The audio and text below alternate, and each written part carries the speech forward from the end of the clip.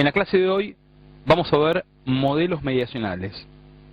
Mediacionales se refieren a que hay procesos que mediatizan entre estímulo y respuesta. El conductismo ha planteado la importancia también de las imágenes mentales para poder modificar la conducta. Los pensamientos y las imágenes mentales son elementos mediadores entre estímulo y respuesta. Veremos en la clase de hoy una síntesis. Hoy estamos en la clase número 13 del curso Teoría y Técnica de la Terapia Cognitivo-Conductual. Durante esta clase nos vamos a dedicar a desarrollar el tema llamado modelos mediacionales. Los modelos mediacionales son un aporte de Michael Mahoney, una de las figuras más importantes dentro del enfoque de la terapia cognitivo-conductual y que definitivamente ha marcado historia. Vamos a seguir en el transcurso de esta clase uno de sus libros más famosos y más renombrados, Cognición y Modificación de Conducta, del año 1974 para la edición en inglés. Fue traducido al castellano en 1983 y editado por Trillas. El libro que mencionamos es largo para ser contenido exhaustivamente en el entorno de esta clase.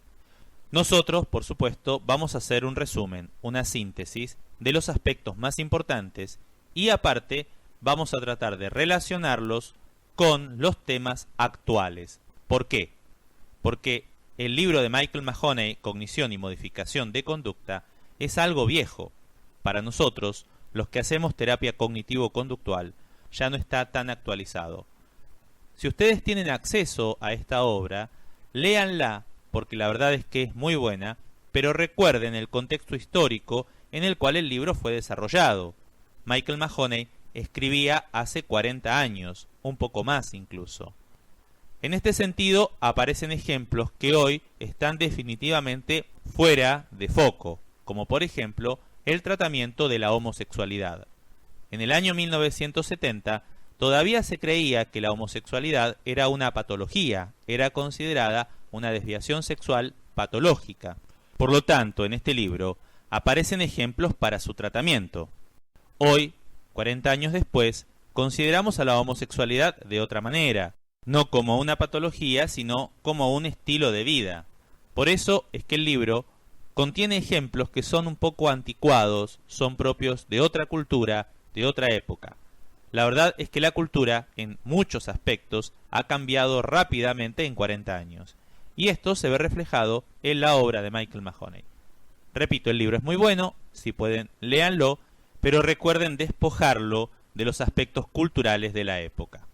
Para introducir a los modelos mediacionales, vamos a comenzar definiendo y conceptualizando los tipos de variables. Algunos tipos de variables que el mismo Michael Mahoney define en el libro que ya mencionamos. Primero, las variables inferidas o mediacionales son variables que justamente median, por eso mediacionales. Median o relacionan una situación previa con un hecho subsiguiente. Es decir, están en el medio, pero estas variables no fueron directamente observadas. Estas variables están postuladas como entidades teóricas. No son entes empíricos, es decir, no son entes observados de manera directa. Esto es una variable inferida o mediacional. Ahora bien, dentro de las variables inferidas o mediacionales hay al menos dos grandes tipos. Esta distinción es importante. Una variable interviniente relaciona dos sucesos de manera conceptual, pero no se postula su existencia como proceso físico. Por ejemplo, si nosotros hablamos de pensamientos automáticos, como hacemos en el entorno de la terapia cognitiva propuesta por Aaron Beck, hablamos de probabilidades conceptuales, es decir, nosotros no esperamos encontrar físicamente nunca el pensamiento automático en el cerebro de la persona. Tal vez podamos encontrar los sustratos biológicos en los cuales se producen las funciones básicas que luego llevan a los pensamientos automáticos. Lo mismo podríamos decir de la función atencional, la atención, la ansiedad o cualquier otra emoción, el enojo, la tristeza, por hablar de las emociones negativas y del estrés. En ninguno de estos casos nosotros esperamos encontrar procesos físicos, es decir, no esperamos encontrar al estrés o a la ansiedad en el cerebro de ninguna persona, sino más bien son constructos hipotéticos, son entelequias teóricas, complejas algunas, como por ejemplo el concepto de estrés o el concepto de memoria, que incluyen a su vez un conjunto amplio de variables, pero son probabilidades conceptuales, no son procesos físicos. Opuestamente, lo que Mahoney llama constructos hipotéticos son procesos físicos que no están observados todavía, pero sí son observables eventualmente con un avance de la tecnología. No son probabilidades conceptuales, no son conceptos, sino que se postulan entidades físicas para explicar determinados sucesos. No obstante, aún no han sido observados, pero eventualmente sí serían observables, como les dije, tal vez con un avance de la tecnología. Un ejemplo, la hipótesis dopaminérgica de la esquizofrenia. No sé si la conocen, pero resumidamente dice que existe un desbalance entre los sistemas límbicos y frontales en relación con esta sustancia, la dopamina. Este desbalance produciría al menos una gran parte de los síntomas que observamos en la esquizofrenia. La dopamina es una sustancia, es un proceso físico que eventualmente con mayor tecnología, con mayores dispositivos de observación, vamos a lograr observar. Tal vez no, tal vez dentro de algunos años concluyamos que estamos equivocados.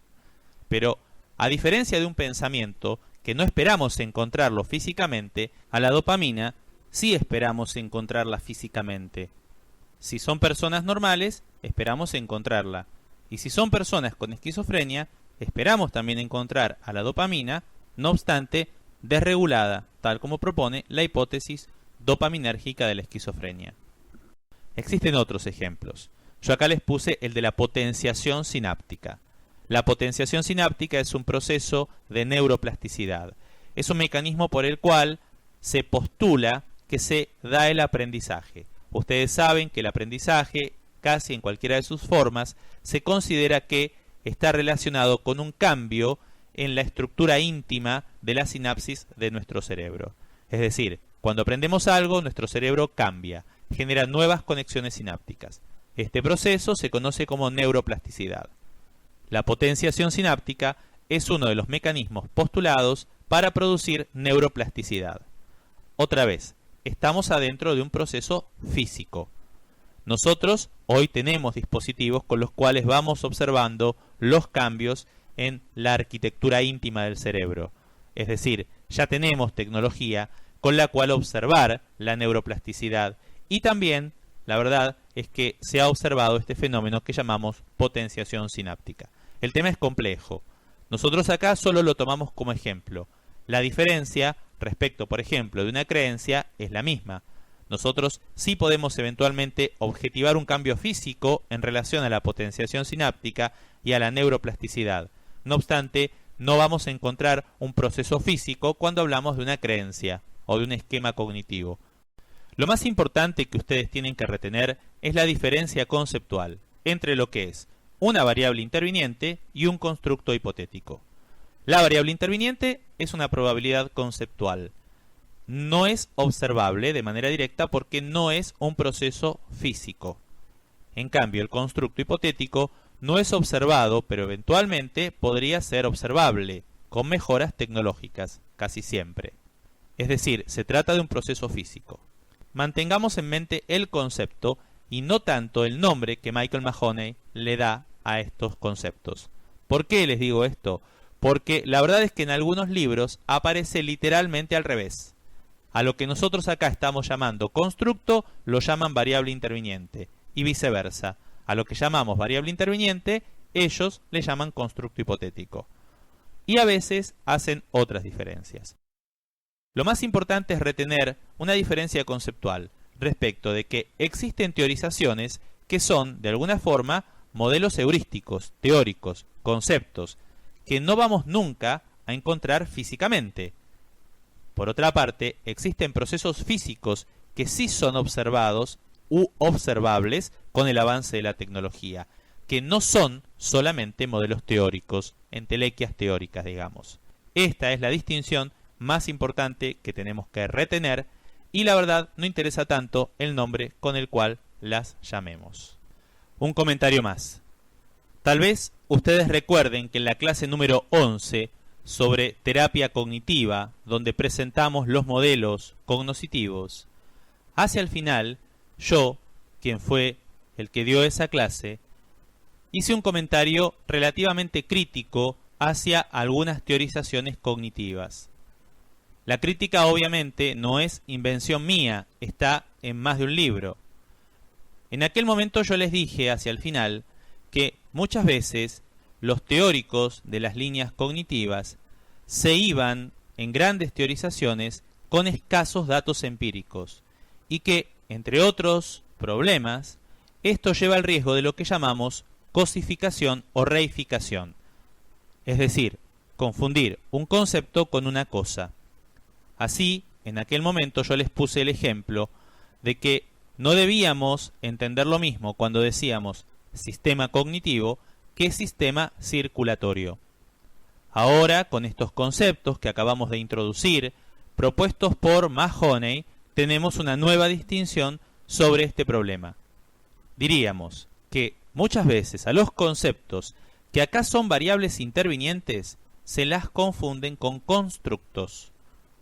Diríamos que, por ejemplo, en muchas ocasiones se habla de esquemas, creencias o de sistema cognitivo como si fueran constructos hipotéticos, es decir, procesos físicos, en lugar de conservar la idea de que son variables intervinientes, esto es, modelos conceptuales, modelos teóricos y heurísticos para explicar un conjunto de datos empíricos, para organizar un conjunto de datos que provienen de la experiencia. En este sentido, los modelos cognitivos o cualquier otro modelo que postule variables intervinientes son definitivamente muy útiles, muy deseables. La ciencia ha avanzado muchísimo con este tipo de teorizaciones.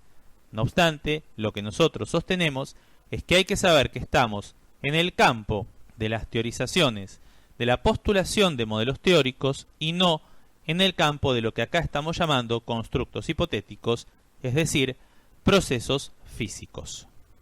Los modelos mediacionales son un intento de Michael Mahoney en la década de 1970 por sistematizar un conjunto de investigaciones que habían proliferado en el ámbito de lo que hoy llamamos cognoscitivo o cognitivo. Mahoney propone un conjunto de ejes, de denominadores comunes, para ordenar estas investigaciones cognoscitivas. Como son modelos mediacionales, es decir, como su nombre lo indica por la palabra mediacional, nos vamos a estar refiriendo a un conjunto de investigaciones que postulan y hacen énfasis en las variables cognoscitivas, es decir, en las que no son directamente observadas. Por eso primero definimos a las variables inferidas o mediacionales e hicimos esta distinción entre interviniente y constructo hipotético. Los modelos a los cuales Michael Mahoney se refiere entonces van a enfatizar el rol de las variables que no se observan directamente, sino que se postulan predominantemente como variables intervinientes. ¿Por qué? Porque en psicología más tenemos ejemplos de variables intervinientes que de constructos hipotéticos. Así que hacia 1970, Mahoney se encuentra con un amplio conjunto de investigaciones relacionadas con variables cognoscitivas.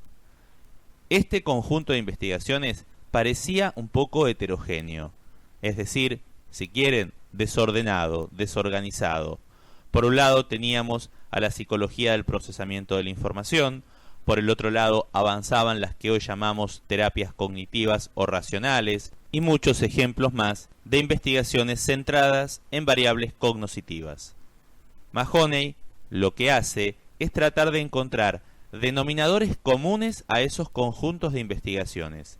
Trata de encontrar ejes que organizan a esas investigaciones. Esos ejes organizadores son los tres grandes modelos mediacionales. El modelo mediacional 1, 2 y 3. Ahora los presentamos y a lo largo de la clase los vamos a ir desarrollando. El modelo mediacional 1 también es llamado de condicionamiento encubierto, porque enfatiza cómo las cogniciones, las ideas, pensamientos o cualquier otro evento interno puede condicionarse de manera similar a cómo se condicionan los eventos externos por las leyes planteadas por el condicionamiento clásico y operante.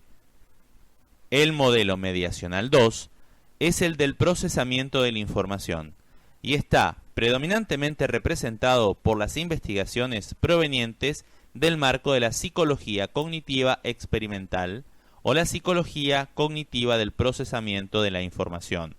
Es lo mismo.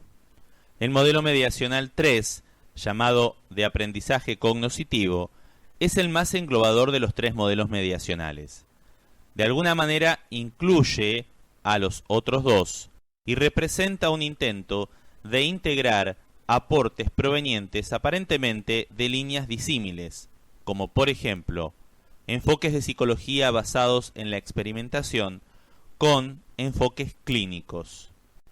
Estos tres modelos mediacionales los vamos a ir desarrollando más detalladamente a lo largo de esta clase. Ahora mi compañero José Dajab va a referirse al modelo mediacional 1. Luego de la introducción epistemológica y metodológica desarrollada por Ariel, voy a comentar el modelo mediacional 1, es decir, el modelo de condicionamiento encubierto. El modelo de condicionamiento encubierto destaca la importancia de las imágenes mentales y de los pensamientos como niveles de análisis de la conducta. Por supuesto, el abordar las imágenes y los pensamientos también puede ser útil para la modificación de la conducta. Definitivamente, el modelo mediacional 1 echa por tierra el mito formulado desde los modelos psicodinámicos. Este mito planteaba que la terapia de la conducta no consideraba los elementos internos del comportamiento. Como vemos en la imagen, el modelo mediacional 1 le da mucha importancia no solamente a las imágenes mentales y a los pensamientos, sino también a las reglas, a las expectativas y a los valores. Es decir, a todos aquellos elementos que forman parte del mundo debajo de la piel. Por eso es condicionamiento encubierto. El término "el mundo debajo de la piel" fue acuñado por Skinner en su libro sobre el conductismo, en el que relaciona los aspectos externos de la conducta y los aspectos internos de la misma. De todos modos, el término condicionamiento encubierto se lo debemos a un autor llamado Joseph Cautela, que precisamente ha publicado un libro denominado Técnicas de condicionamiento encubierto. Ya hemos visto en clases pasadas que autores conductuales habían considerado las imágenes mentales, los pensamientos y las reglas en sus formulaciones. Recordemos que en la clase 9 nosotros hemos visto que el condicionamiento operante, por ejemplo, le da mucha importancia a las reglas que enuncian las contingencias. Recordemos que las reglas implican la internalización de las contingencias ambientales. Insistimos, la modificación de las reglas puede modificar la conducta. Citaremos a continuación un experimento muy interesante llevado a cabo por un investigador llamado Álvaro Pascual Leone. Esta investigación muestra cómo las imágenes mentales pueden generar efectos en las conductas. En este caso, el objetivo en cuestión es el aprendizaje musical. Como vemos en la imagen, a un grupo de sujetos que formaban parte del grupo Práctica Física se les enseñó a tocar una secuencia de sonidos en el piano. La secuencia era de 5 notas. Este grupo de Práctica Física podía practicar tocando el piano.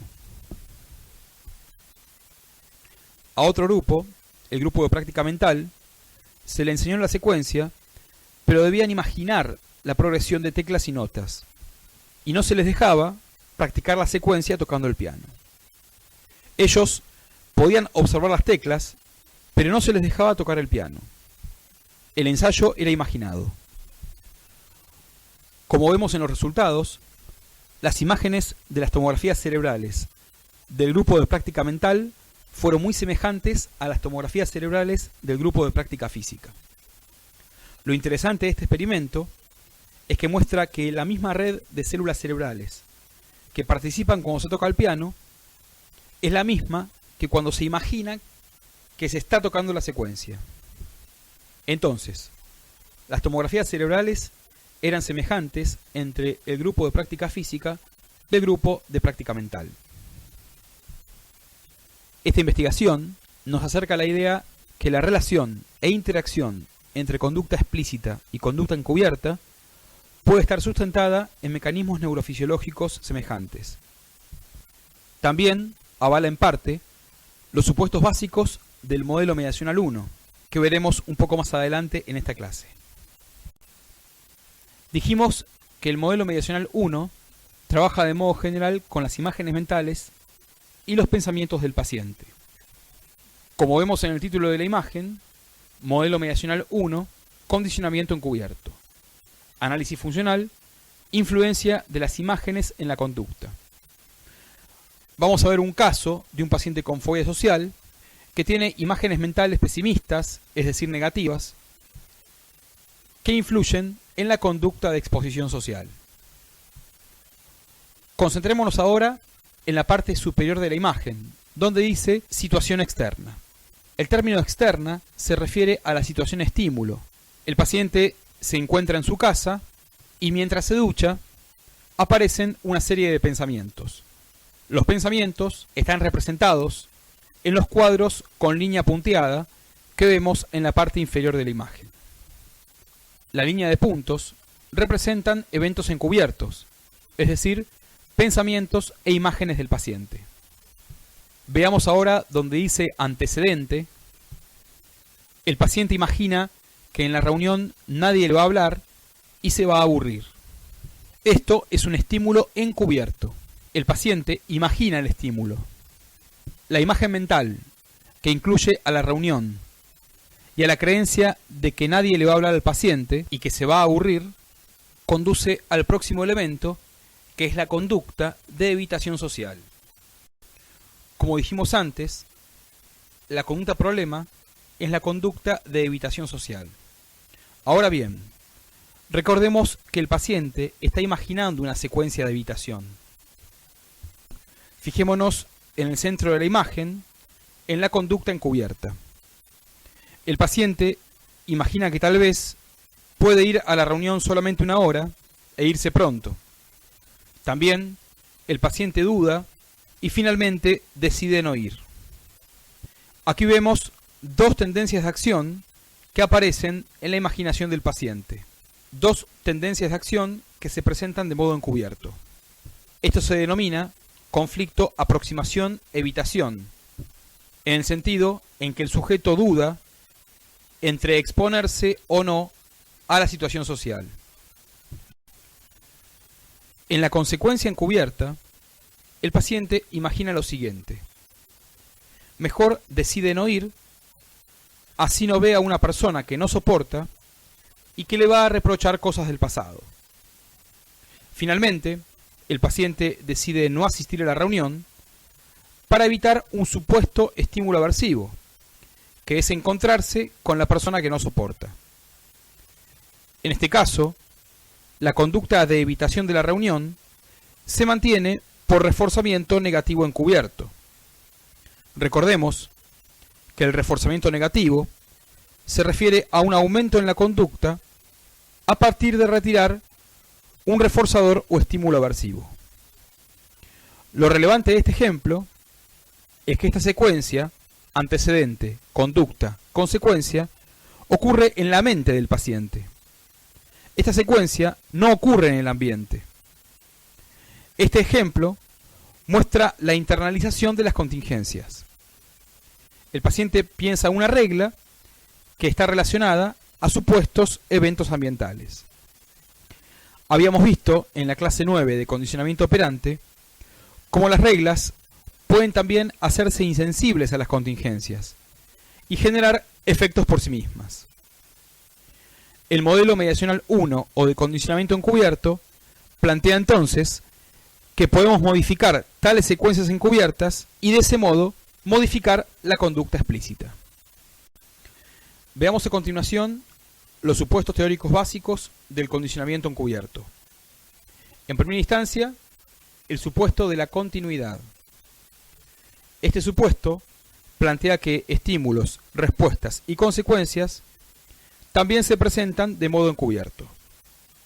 Hay una continuidad entre los procesos encubiertos, esto es, los pensamientos y las imágenes mentales, y también las conductas explícitas, externas. Por ejemplo, si una persona que desea dejar de fumar está en su casa y piensa: solo voy a fumar un solo cigarrillo por día, por eso puedo ir al kiosco y comprar solamente un cigarrillo, esta frase va a disparar la conducta, bajar al kiosco y comprar ese cigarrillo. Hay una secuencia continua entre el evento mental y el evento observable. Veamos ahora el supuesto de homogeneidad. Las conclusiones que rigen empíricamente a los fenómenos manifiestos se transfieren también a los encubiertos. En el ejemplo anterior sobre tabaquismo, mostramos una secuencia de reforzamiento positivo encubierto. El paciente se dice a sí mismo o piensa: fumaré solo un cigarrillo. Este pensamiento aumenta su probabilidad de ocurrencia, pues va a ser reforzado con el próximo elemento de la cadena de conductas, que es ir a comprar un cigarrillo. Entonces, la homogeneidad implica que el reforzamiento positivo explícito rige la conducta observable, pero también la conducta encubierta. Es decir, se transfieren al plano de las imágenes mentales y de los pensamientos los efectos del reforzamiento positivo. La interacción implica que se pueden influir mutuamente. La conducta explícita puede incrementar la conducta encubierta y viceversa. Un paciente alcohólico, por ejemplo, que piensa que es la última copa de vino que va a tomar en su vida y de modo inmediato el paciente bebe alcohol, el alcohol que ingiere es un reforzador positivo de la conducta observable de beber, pero también es un reforzador positivo del pensamiento de que esa copa va a ser la última copa de su vida. Entonces, aumenta la conducta de beber y también aumenta el pensamiento previo. Por otra parte, el pensamiento de despedida del alcohol conducirá a aumentar la probabilidad de volver a consumir, cada vez que al paciente le aparezca este pensamiento. Entonces, la conducta influye en el pensamiento y el pensamiento influye en la conducta. El pensamiento de falsa despedida va a aumentar el deseo de beber. Obviamente que en días posteriores vuelve a repetirse la secuencia. La falsa despedida va acompañada con beber alcohol. Hay una influencia mutua entre ambos eventos, entre el pensamiento y la conducta. Aprendizaje implica que tanto los eventos ambientales como los encubiertos son explicados por las leyes del aprendizaje asociativo, esto es, el condicionamiento clásico y el condicionamiento instrumental u operante. Ya hemos visto que para ambos paradigmas el lenguaje es muy importante. Para el condicionamiento clásico, el lenguaje es el segundo sistema de señales que poseen los seres humanos. Para el operante, las reglas enuncian las contingencias ambientales. Los pensamientos e imágenes mentales también pueden aumentar, mantenerse o disminuir a partir de los procesos asociativos de condicionamiento. La continuidad, la homogeneidad, la interacción y el aprendizaje son 4 supuestos básicos que forman parte de la madurez de la terapia del comportamiento. Recordemos que Skinner, en su libro Ciencia y Conducta Humana, de 1953, ya hablaba del uso de imágenes mentales en la terapia del comportamiento y también de la importancia de las reglas. Recordemos también que Wolpe, en 1958, publica su libro clásico llamado Práctica de la terapia de la conducta, oficializando, por así decir, el uso de las imágenes mentales durante la desensibilización. Vemos entonces que gracias a Wolpe, a Skinner, a Hull y un poco más tarde a Cautela, ha habido una evolución de la terapia conductual, dejando atrás las limitaciones del primer conductismo, esto es, del conductismo watsoniano. Recién nombramos a Cautela, quien ha sido uno de los fundadores del condicionamiento encubierto.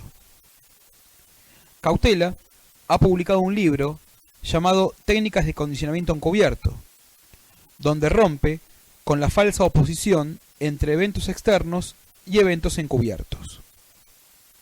A la izquierda de la imagen están las técnicas, es decir, las técnicas explícitas, observables para llamarlo de alguna forma, y en la columna de la derecha su modalidad encubierta correspondiente. Para empezar, concentrémonos en la DS en vivo. Dijimos que Wolpe ha sido uno de los pioneros en insistir en la importancia del uso de las imágenes mentales en la terapia del comportamiento. La contraparte de la DS en vivo es la DS sistemática, que consiste en que el paciente se exponga de modo gradual a los estímulos mientras se encuentra en estado de relajación. Veamos ahora qué es el encadenamiento asociado el mismo al principio de Premack. Recordemos que los estímulos y las conductas pueden estar asociados en una secuencia espaciotemporal. Esta secuencia de estímulos y conductas también puede suceder de modo encubierto, es decir, en formato de imágenes, pensamientos, creencias y reglas. La imaginación de las secuencias pueden ser modificadas mediante un procedimiento denominado control coherente o control encubierto. Esta técnica la veremos más adelante en esta clase, por eso no nos vamos a detener en ella en este momento. Ya hemos planteado en clases previas que las técnicas basadas en el castigo no son recomendadas en terapia cognitivo-conductual. De hecho, en la práctica, se utilizan estímulos aversivos imaginarios. Esto es, la técnica sensibilización encubierta. Este método es un procedimiento derivado de la terapia aversiva. Más adelante, en la clase de hoy, nos detendremos en la sensibilización encubierta aplicada a la prevención de recaídas en las adicciones. El reforzamiento positivo tiene su contraparte en el reforzamiento positivo encubierto. Una persona puede imaginar, por ejemplo, que va a un local comercial a cambiar un producto. Si la persona tiene timidez y cree que no le van a cambiar el producto, la persona puede visualizar una secuencia en la cual tiene éxito y finalmente el producto se lo cambian. La persona entonces puede imaginar la siguiente secuencia de reforzamiento. En primera instancia, visualiza que entra al local comercial, se encuentra con el vendedor y éste le dice que no hay ningún inconveniente.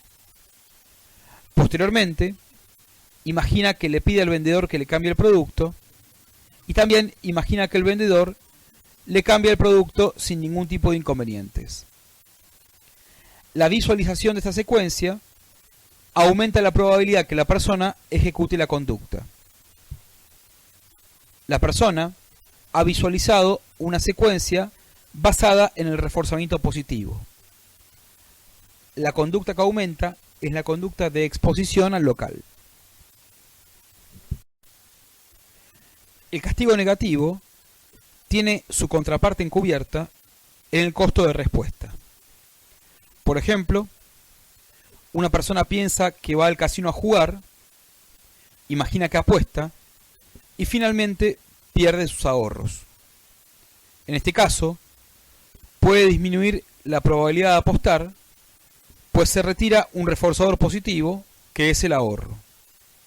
Entonces, disminuye la conducta a partir de retirar un reforzador positivo. Lo veremos cuando mostremos la técnica control coberante asociada al costo de respuesta. Veamos ahora el modelado, cuya versión imaginaria se denomina modelado encubierto. En este caso, la persona se visualiza a sí misma realizando una conducta. El verse a sí mismo aumenta la probabilidad de imitación y ejecución. Una persona que tiene que asistir a una entrevista de trabajo se observa a sí misma respondiendo a las preguntas que le formulan. Esto puede mejorar el modo de hablar durante la entrevista de trabajo. Este procedimiento es diferente a la técnica ensayo de conducta encubierto o práctica cognitiva. En el ensayo de conducta, la persona imagina que hace la conducta, pero no se observa a sí misma, sino que observa la situación mientras se ejecuta la conducta. En términos simples, la persona se observa en el modelado en tercera persona, en el sentido en que se ve a sí misma. En cambio, en el ensayo de la conducta encubierto, la persona se concentra en la situación y en los obstáculos a superar. Luego, veremos ejemplos de aplicación de la técnica ensayo de la conducta encubierto. Presentados los procedimientos encubiertos, desarrollaremos en esta parte de la clase 3 técnicas. En primera instancia, veremos la sensibilización encubierta, luego el control coberante y finalmente cerraremos con el ensayo de la conducta encubierto. Veremos a continuación la técnica sensibilización encubierta. Este procedimiento consiste en asociar la conducta problema con estímulos y consecuencias aversivas. El objetivo de este procedimiento es que disminuya la conducta problema.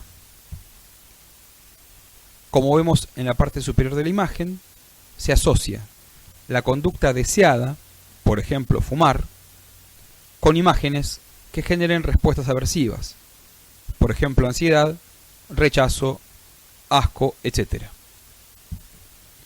La diferencia entre la desensibilización y la sensibilización es que en la DS se intenta reducir el miedo y la ansiedad.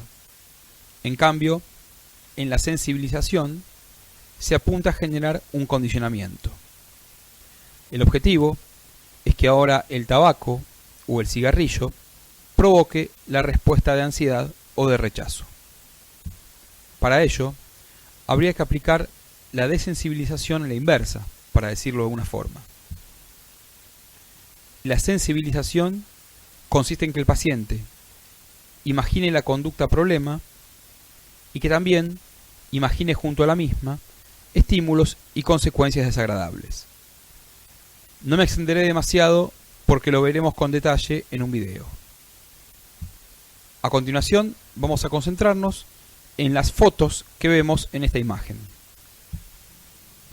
Estas fotos corresponden a paquetes de cigarrillos que se venden en kioscos de países latinoamericanos como Brasil, Chile o Uruguay. En la imagen de la izquierda vemos a una persona que le falta una pierna y el mensaje que está escrito en la caja de cigarrillos dice: él es una víctima del tabaco, fumar causa enfermedades vasculares que pueden conducir a la amputación. Ustedes pueden observar que la imagen va acompañada de reglas o de consecuencias que pueden ocurrir si la persona continúa fumando. En la parte inferior de la imagen de la izquierda figuran los datos telefónicos que se ofrecen para que la persona deje de fumar, es decir, asistencia al paciente que desee dejar de fumar. En la imagen del medio vemos a un bebé recién nacido que aparentemente tiene malformaciones. La regla que está escrita junto con la foto es: fumando podés matarlo, y en la parte inferior, fumar en el embarazo provoca muertes de bebés y nacimientos prematuros. Por último, En la imagen de la derecha se alude a la impotencia que puede ser provocada por el consumo de tabaco. La frase que está escrita dice: los fumadores tienen el doble de riesgo de sufrir disfunción eréctil entre los 30 y los 40 años. Estos ejemplos muestran la relación entre la conducta problema, esto es el tabaco, y las posibles consecuencias que pueden ocurrir en el futuro. Estas imágenes son de dominio público y de hecho todas las cajas de cigarrillos de los países que aplican políticas para reducir el consumo de tabaco presentan la imagen aversiva y la consecuencia escrita. A continuación vemos una imagen que ha sido extraída de las imágenes autorizadas por la Organización Mundial de la Salud para su aplicación en los tratamientos psicológicos y su impresión en las cajas de cigarrillos. Como vimos antes, las imágenes que mostramos forman parte de políticas estatales que tienen como objetivo la disminución de la adicción al tabaco en la sociedad. Como vemos sobre la imagen, hay una frase que dice: fumar obstruye las arterias y produce ataques al corazón y apoplejías. Ustedes pueden notar que intenta asociarse la consecuencia aversiva con el consumo de cigarrillos. Las frases o reglas enuncian contingencias. Recordemos que las consecuencias aversivas muchas veces son diferidas, son remotas, a diferencia de las consecuencias placenteras, que son inmediatas, ciertas y positivas. Estas imágenes aversivas tienen como objetivo que el paciente perciba simbólicamente y recuerde tales consecuencias, y que esto lo recuerde antes de encender un cigarrillo. Precisamente, la idea es que la imagen compita contra los reforzadores que sucederán si la persona consume un cigarrillo, es decir, que la imagen aversiva compita contra la posibilidad del placer que experimenta el fumador cuando prende un cigarrillo. Esta es la base de la sensibilización encubierta. Aquí tenemos otra imagen que puede visualizar el paciente durante la sensibilización encubierta.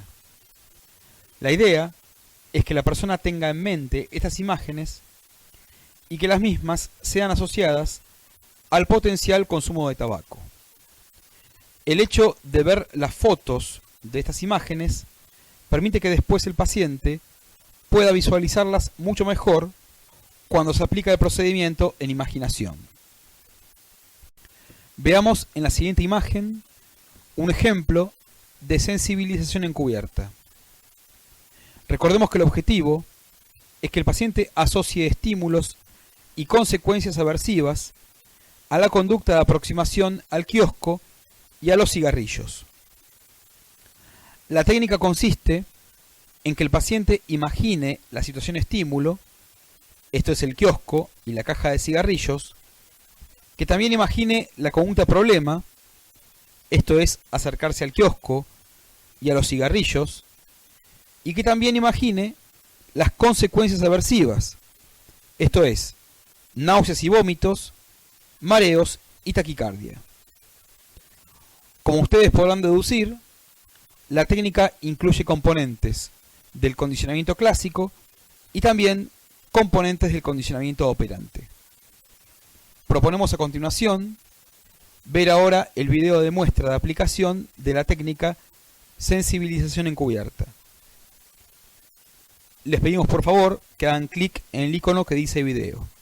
Veamos el video. Vamos a ver ahora un ensayo de la técnica sensibilización encubierta. Ariel va a ser de paciente que es fumador compulsivo, ya está recuperado, y este procedimiento tiene como objetivo la prevención de recaídas. La idea es que el paciente asocie el cigarrillo con respuestas aversivas. Bien, a continuación comenzaremos con la aplicación de la técnica. Ariel no está en estado de relajación. La técnica requiere simplemente que la persona se concentre en los estímulos que va a relatar el psicólogo. Yo voy a relatar una serie de estímulos aversivos y Ariel va a imaginar los mismos.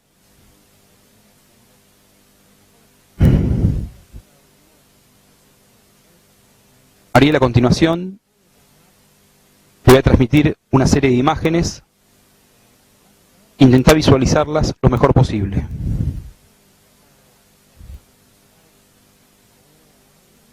Imagínate que estás en un bar, terminaste de almorzar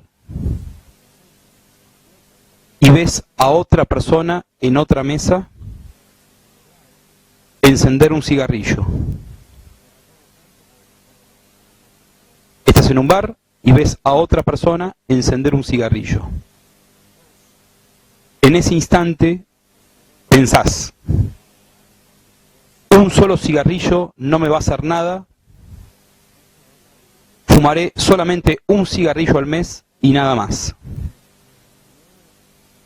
Y en ese momento sentís ganas de fumar. Te aparece el deseo de fumar.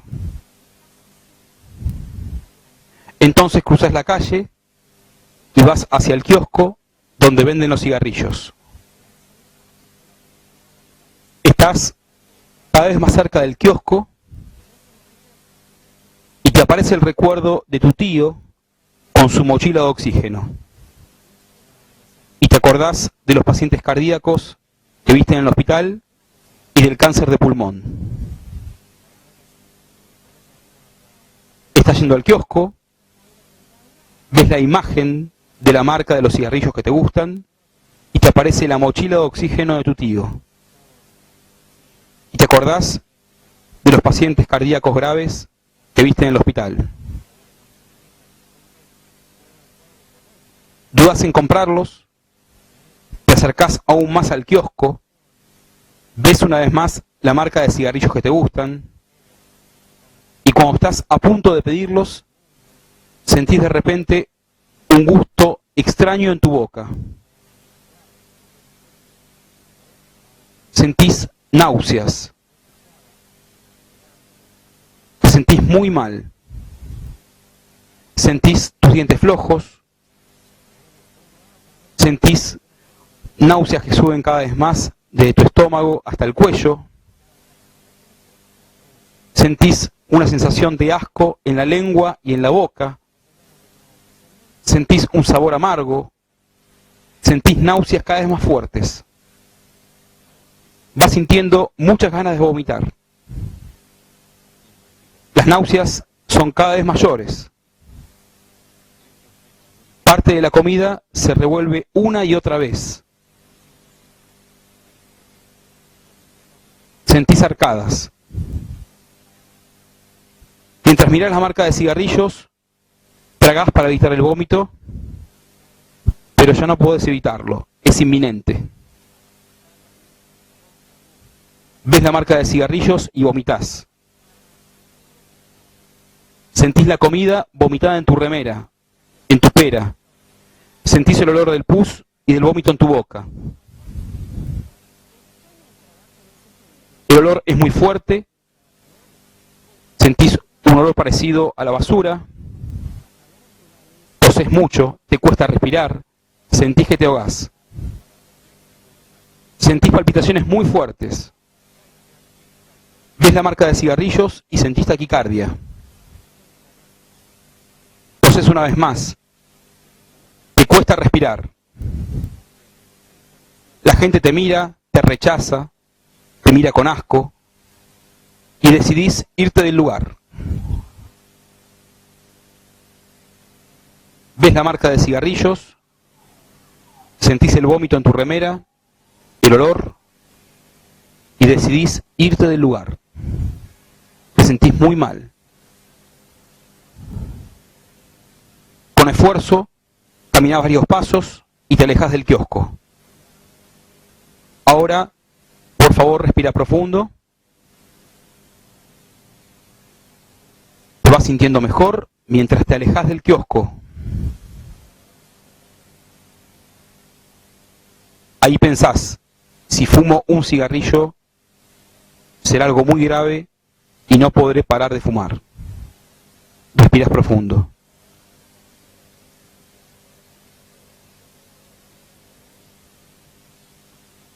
Te alejás más y más del kiosco Sentís que las palpitaciones bajas. Sentís que van bajando las palpitaciones. Sentís como de a poco tu cuerpo va sanando. Sentís el corazón sano.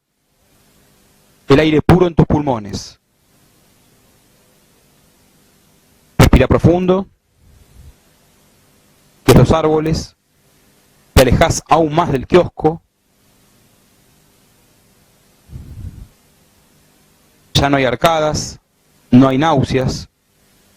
Respirás profundamente y disfrutás del aire puro en tu cuerpo.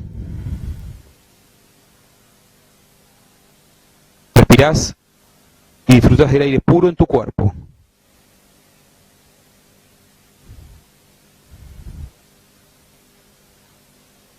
Ya estás a una cuadra del kiosco.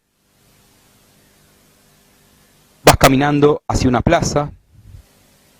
Ves los árboles. Pensás, qué bueno que no fumé ese cigarrillo. Si fumo uno, tendré una gran recaída. Vas hacia la plaza. Ves la copa de los árboles. Ves el verde. Respiras profundo. Y disfrutás de este instante. Disfrutás del aire puro y de tus pulmones limpios. Sin mochila de oxígeno ni cáncer de pulmón. Vas caminando y sentís tu cuerpo totalmente sano.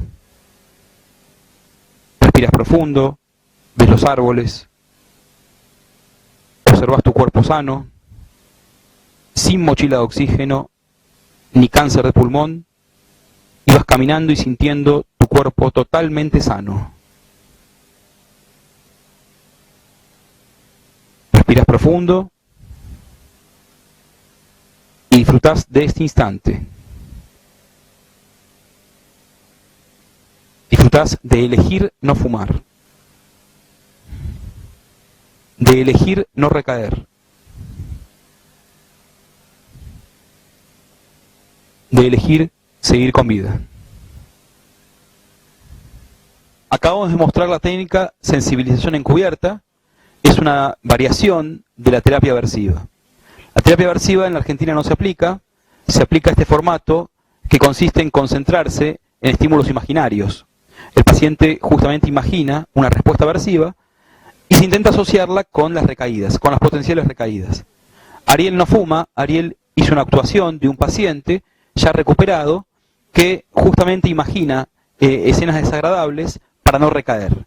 Ustedes habrán notado como que el objetivo es asociar la posibilidad o el deseo de consumo con consecuencias aversivas, ¿sí? Cuando el paciente piensa, un cigarrillo no me va a hacer nada, se le puede asociar la imagen de una recaída, del cáncer de pulmón o de la mochila de oxígeno.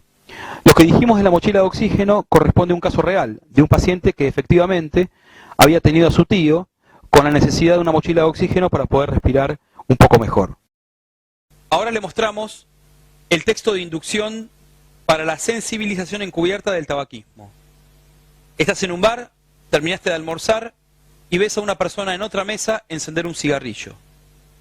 En ese momento pensás que un cigarrillo no te hará nada y sentís ganas de fumar. Observen justamente cómo las frases están previamente pautadas. Un poco más adelante dice, estás cada vez más cerca del kiosco y te aparece el recuerdo de tu tío con su mochila de oxígeno. Y te acordás de los pacientes cardíacos que viste en el hospital y del cáncer de pulmón.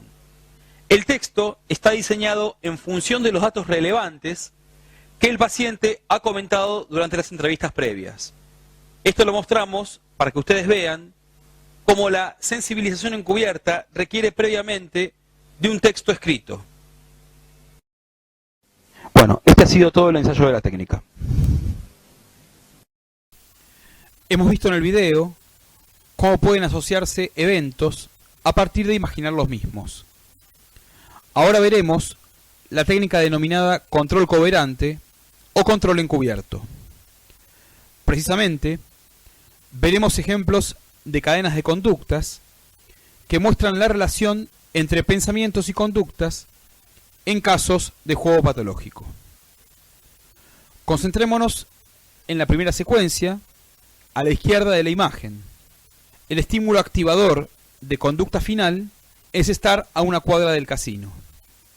Veamos ahora el extremo derecho de la imagen, la conducta final, entrar al casino. En rojo vemos ambos extremos de la secuencia. Esto es, el estímulo activador de conducta final, estar a una cuadra del casino, y la conducta final, entrar al casino. Vemos toda la secuencia desde que se inicia hasta que finaliza. Recordemos que el modelo mediacional 1 plantea que entre estímulo y respuesta mediatizan pensamientos e imágenes. Por eso se denominan modelos mediacionales.